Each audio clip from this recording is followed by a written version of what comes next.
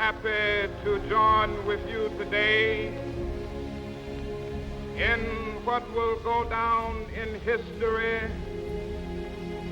as the greatest demonstration for freedom in the history of our nation.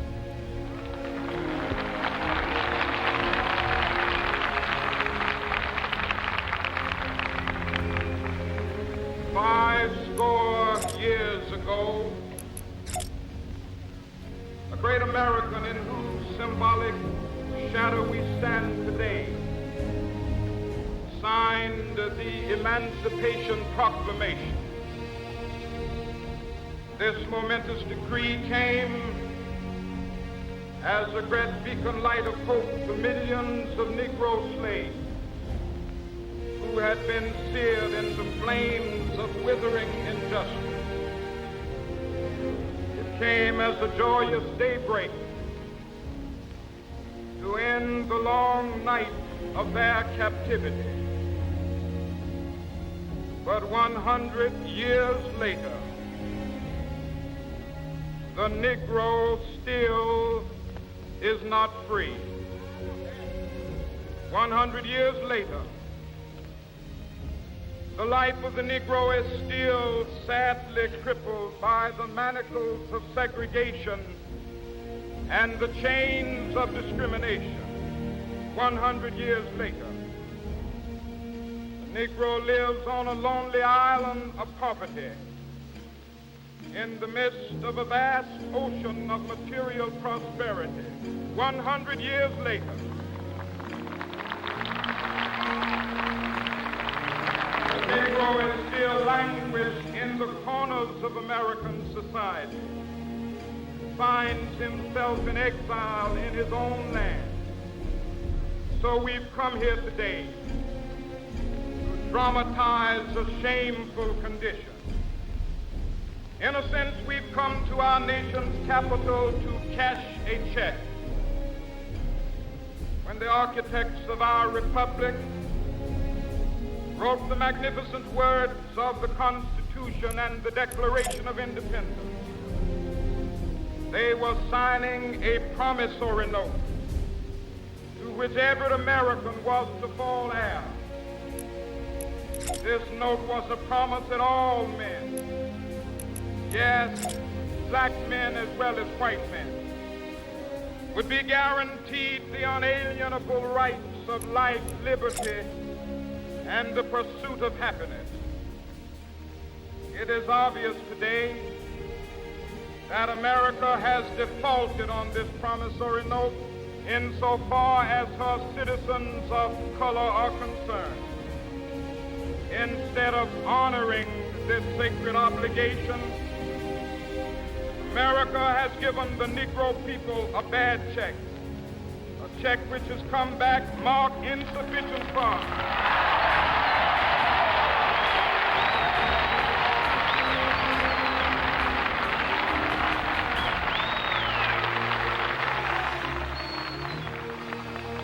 But we refuse to believe that the Bank of Justice is bankrupt. We refuse to believe that there are insufficient funds in the great vaults of opportunity of this nation. So we've come to cash this check, a check that will give us upon demand the riches of freedom and the security of justice.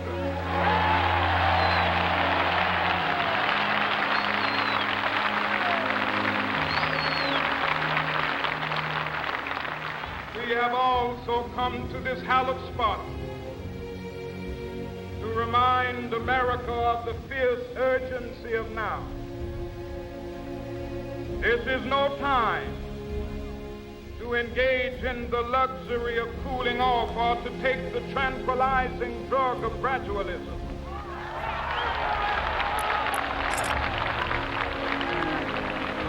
Now is the time to make real the promises of democracy. Now is the time to rise from the dark and desolate valley of segregation to the sunlit path of racial justice. Now is the time to lift our our nation from the quicksands of racial injustice to the solid rock of brotherhood. Now is the time. Make justice a reality for all of God's children. It would be fatal for the nation to overlook the urgency of the moment. This sweltering summer of the Negro's legitimate discontent will not pass until there is an invigorating autumn of freedom and equality. 1963 is not an end, but a beginning. Those who hope that the Negro needed to blow off steam and will now be content will have a rude awakening if the nation returns to business as usual.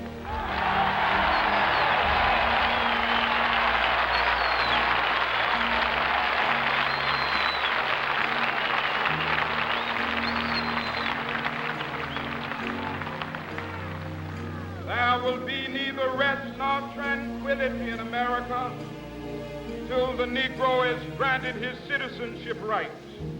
The whirlwinds of revolt will continue to shake the foundations of our nation until the bright day of justice emerges. But that is something that I must say to my people who stand on the warm threshold which leads into the palace of justice. In the process of gaining our rightful place, we must not be guilty of wrongful deeds. Let us not seek to satisfy our thirst for freedom by drinking from the cup of bitterness and hatred.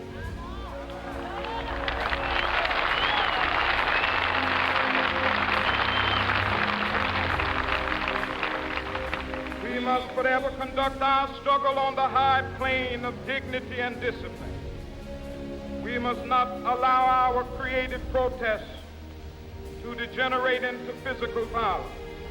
Again and again, we must rise to the majestic heights of meeting physical force with soul force. The marvelous new militancy which has engulfed the Negro community must not lead us to a distrust of all white people. For many of our white brothers, as evidenced by their presence here today, have come to realize that their destiny is tied up with our destiny.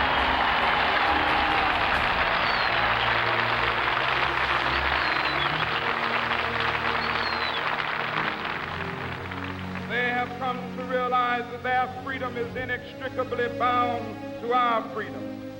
We cannot walk alone. As we walk, we must make the pledge that we shall always march ahead. We cannot turn back. There are those who are asking the devotees of civil rights, when will you be satisfied?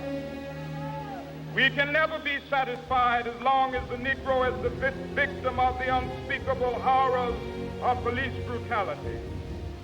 We can never be satisfied as long as our body is heavy with the fatigue of travel, cannot gain lodging in the motels of the highways and the hotels of the city.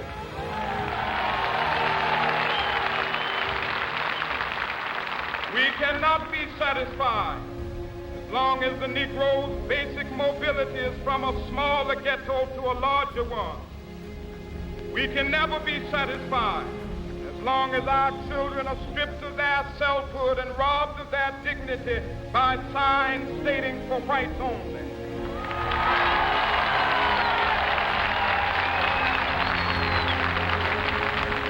We cannot be satisfied as long as a Negro in Mississippi cannot vote and a Negro in New York believes he has nothing for which to vote.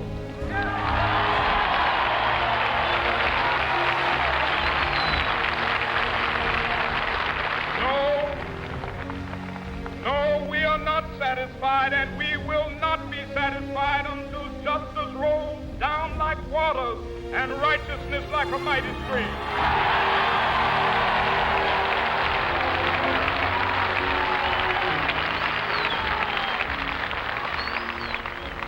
I am not unmindful know that some of you have come here out of great trials and tribulations. Some of you have come fresh from narrow jail cells. Some of you have come from areas where your quest for freedom left you battered by the storms of persecution, staggered by the winds of police brutality. You have been the veterans of creative suffering. Continue to work with the faith that unearned suffering is redemptive. Go back to Mississippi. Go back to Alabama. Go back to South Carolina. Go back to Georgia. Go back to Louisiana. Go back to the slums and ghettos of our northern cities, knowing that somehow this situation can and will be changed. Let us not wallow in the valley of despair. I say to you today, my friend,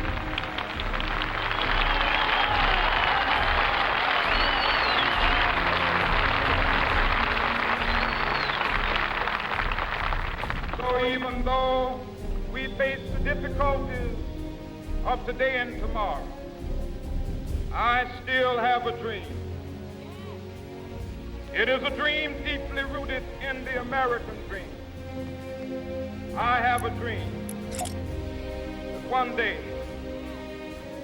this nation will rise up, live out the true meaning of its creed. We hold these truths to be self-evident, that all men are created equal.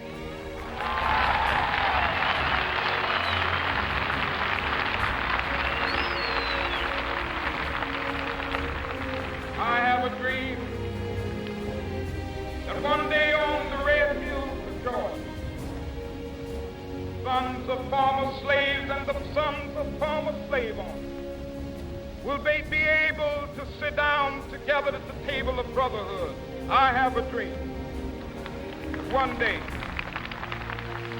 even the state of Mississippi, a state sweltering with the heat of injustice, sweltering with the heat of oppression, be transformed into an oasis of freedom and justice. I have a dream.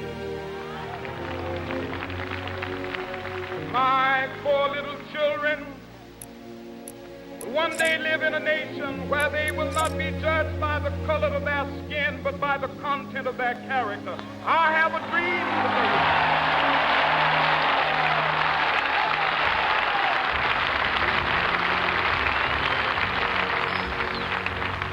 I have a dream that one day down in Alabama, with its vicious racists, with its governor having his lips dripping with the words of interposition and nullification, one day right there in Alabama, little black boys and black girls will be able to join hands with little white boys and white girls as sisters and brothers. I have a dream today.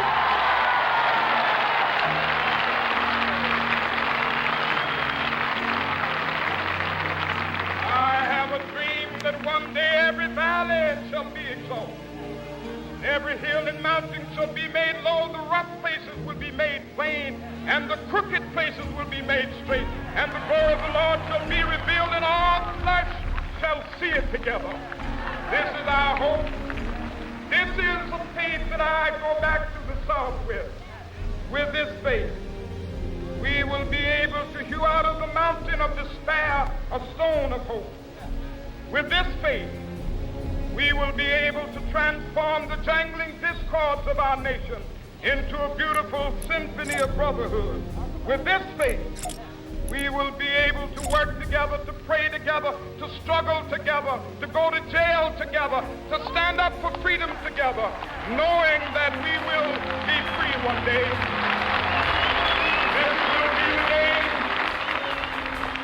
This will be the day when all of God's children be able to sing with new meaning, my country, tears of thee.